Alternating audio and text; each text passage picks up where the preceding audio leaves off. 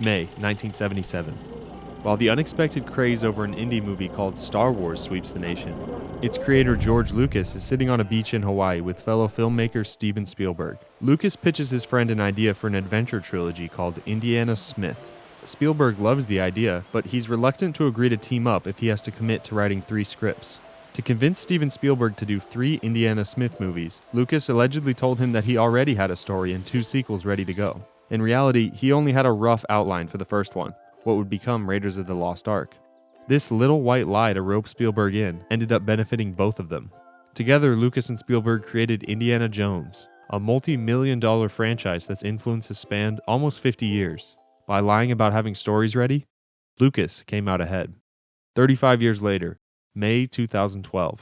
While negotiating the sale of his company Lucasfilm to Disney, Lucas reveals he's written 3 outlines for Star Wars Episodes 7, 8, and 9.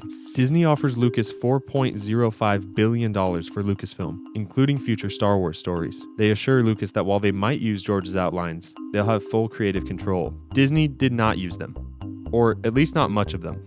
Lucas's outlines featured Han and Leia's children helping Leia restore the Republic and Luke restore the Jedi. And the villains were a robo-legged Darth Maul and his apprentice, Darth Talon. Now, you might be saying, didn't you already do a video about that? Yes I did. But a few comments surprised me. Lucas was never going to make a sequel trilogy. It was a publicity stunt to drum up the price of Lucasfilm. Lucasfilm lied that they were already well on their way towards producing new movies. They wanted it to look like Disney was getting a deal with all the material they had. There was no sequel trilogy. It was not ever going to be made under Lucas. Wait. Could that be true? It is a little confusing because years before Lucas said, "We've, got a plan for 7, 8, and 9. He also said, "There is no episode 7. Absolutely, positively, you're really closing the door without any wiggle room whatsoever. There is no episode 7. Then once he does claim to have episode 7, he immediately sells his company for $4 billion. Was George Lucas's sequel trilogy fake?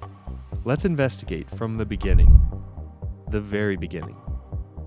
They're 9 films. I think of it more as 3 3-act plays. In quite a few interviews throughout the 70s and 80s, Lucas mentioned a vague plan to do an eventual 3rd trilogy after the originals and the prequels were finished. Well, there are 9 floating around there somewhere.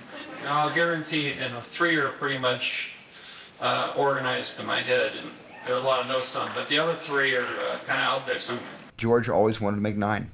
He wanted to make the first 3, then he wanted to make the prequels to that, then he wanted to make the last 3. But by the time he actually started making the prequels, Lucas was no longer promoting the idea of a sequel trilogy. The next film, 3, will be the last film, and it'll be a 6-part series, and that'll be the end of it. Not in theatrical films. I just want to keep that special. I don't want to have it just sort of turn into Star Trek. There is no episode 7. In fact, by 2008, he said in a magazine interview, there will definitely be no episodes 7, 8, and 9. Which brings us to the 2010s. There's 3 more stories. I had the story treatments, or outlines, and we were working on scripts. So you were starting to make the next Star Wars. Yeah. Did Lucas just change his mind, or was he bluffing about making the sequels? Disney's CEO Bob Iger told the story from his perspective in his book. I wouldn't call this a fully reliable source because he's doing some personal myth-making here, but he does have a pretty candid chapter on the Star Wars sale. You'll never get past the energy shield. George, I think he's got a good point there. Don't worry, R2 knows what to do. Iger claims that he asked George to sell Star Wars on this day, the rededication of Star Tours in Disney World. 7 months later, George approached him to begin negotiations. As they jockeyed for the price of Lucasfilm, Disney walked away to call the deal off, and then they came back to change their mind. And later, George did the same thing. Only then did George Lucas mention his outlines for the 3 sequels, which Iger said they needed to buy but wouldn't promise to actually follow them. Did Lucas throw those outlines together in the middle of negotiations just to sweeten the deal? Was that part of what made Disney finally agree to buy? When Iger first asked Lucas to sell Star Wars, George had begun no official work on the sequel trilogy. But in that short gap between first meeting with Iger and George starting negotiations, Lucas had started pre-production on Episode 7, named Kathleen Kennedy his successor at Lucasfilm, hired Michael Arndt to write a script for Episode 7 based on his outline, and even asked Mark Hamill and Carrie Fisher if they were willing to come back. His decision to do the sequels does feel a little out of the blue. I have story treatments of 7, 8, and 9 and a bunch of other movies, and so you know. It's true that he mentioned making 9 movies for years, but again, by the 2000s, he was very firmly saying no to more Star Wars movies. There is no episode 7. At the time of the sequel sale, he was working on 3 Star Wars TV shows and 2 non-Star Wars projects with Lucasfilm. How could he have the time to start work on another trilogy? Plus, Lucas had been insisting for years that he would give up blockbusters to work on smaller, more artsy projects. If he was to work on the sequels himself, Lucas would be committing to another decade of Star Wars, and wouldn't be able to work on these indie passion projects until well into his 80s. Not to mention, the parts of Lucas's story that did leak seem questionable. Maul is a weird choice for a villain, since in the movies he only had one line, got sliced in half, and was never spoken of again. And Darth Talon is from a notoriously edgy comic book where she briefly dates Luke Skywalker's drug-addicted great-great-grandson. It's also set more than 100 years after the movies. Kinda feels like he threw these things together to make it look like he had a story. So, here's the theory. Once George Lucas decided to sell Lucasfilm to Disney, he hired writers and conceptors to pad the books and make it look like Lucasfilm was already well on its way towards producing new movies. This gave Lucas another card to play in the negotiations. Disney's purchase of Lucasfilm wouldn't just include the rights to the past movies, it included the future movies too, which were already in production. Lucas, the mastermind, pulled it off, got $4 billion for his company, and Disney never knew that the sequel outlines that they bought were the Hollywood equivalent of popsicle sticks and macaroni art. So Lucas's little lie about having 3 stories ready to go paid off even more than it did back on that beach in 1977. Well, thanks for watching. Wait a minute. I want to fully buy into the conspiracy theory, maybe just because it would be funny if Lucas scammed billions out of Disney by writing Star Wars fanfiction, but there are a few more details to look into. First off, there's this guy. Mark Hamill has no reason to lie, and he's made it pretty clear over the years that he wasn't a fan of the Disney sequel trilogy and he preferred Lucas's vision. Because The Force Awakens made a lot of money, I can't be, it's not ergo, it's good. I read that and I said, what? I mean, that's not what a Jedi does. Luke would never say that. I'm sorry. Well, in this version, see, I'm talking about the George Lucas Star Wars. This is the next generation of Star Wars, so I almost had to think of Luke as another character. Maybe he's Jake Skywalker. He's not my Luke Skywalker. Now remember, both Hamill and Carrie Fisher agreed to return as Luke and Leia before the Disney sale. Thank you, Mark. So if George's sequel outlines were a lie to scam Disney, it means he had to lie to his actors too, all just to get their names attached and boost the value of his company. Oh, I didn't know it was going to be bought by Disney. In fact, he wouldn't just be screwing over the actors, but all his friends at Lucasfilm. During the sale to Disney, Lucas fought to ensure that key employees at Lucasfilm would be able to keep their jobs after the acquisition. And I had 2,000 employees, so I had people to think about. If they were fake outlines, would he doom everyone at his company to spend a decade creating his cruel joke of a sequel trilogy thrown together just to drive up his company's price? Iger's book gives another clue that the outlines were likely real.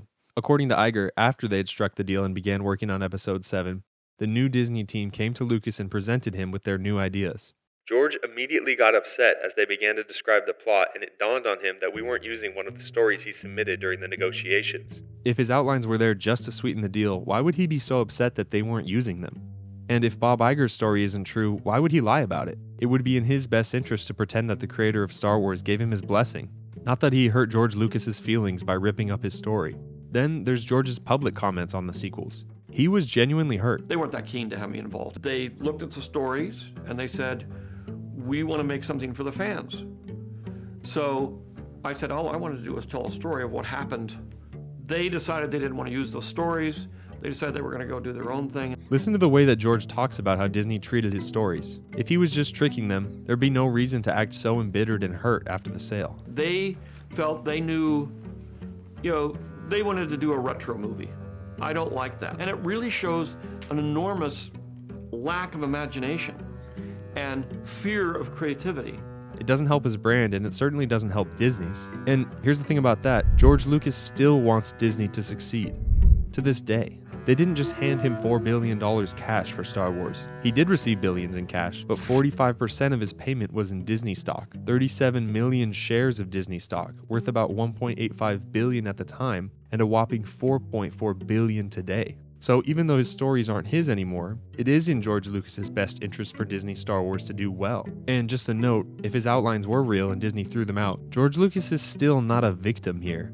I made the decision to sell the company, Star Wars.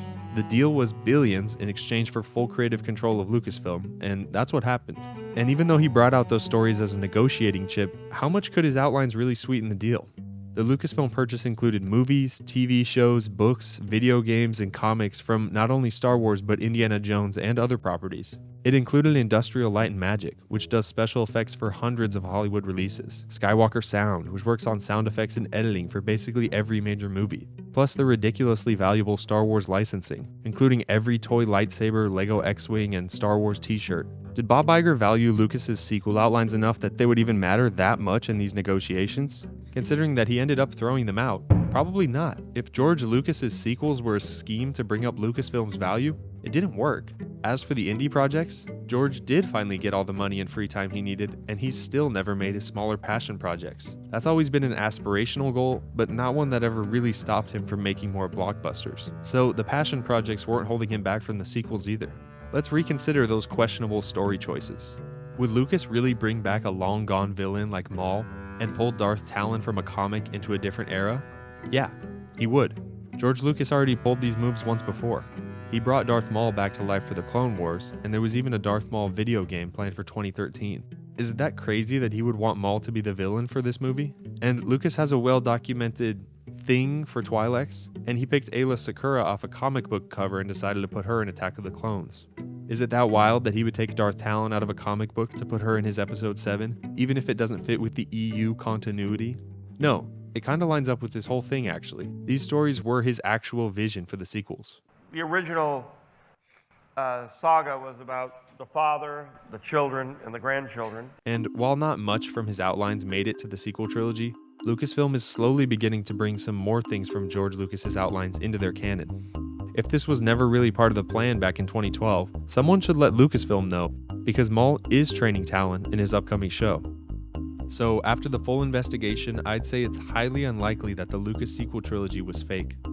Although I will concede that it's possible that George and the rest of Lucasfilm did cut some corners in their process to make the story treatments appear more finished than they really were. And although he was truly writing his vision for the future of the saga, Lucas must have known deep down that he wouldn't be the one making these movies. So the truth is sadder than the conspiracy. Lucas's outlines were real, but they were always doomed. Lucas never wanted to make them without Disney, and Disney never wanted to make them at all. Once they had creative control, Iger, Kennedy, and J.J. Abrams were no longer interested in what Lucas had to offer. But if it was all completely fake, and Lucas threw together a messy outline at the expense of his friends, company, and legacy, all to scam Disney, Ocean's 11 style, and ride off into the sunset with $4 billion, then I think someone should write 3 movies about that instead. Well, thanks for watching. I like Star Wars.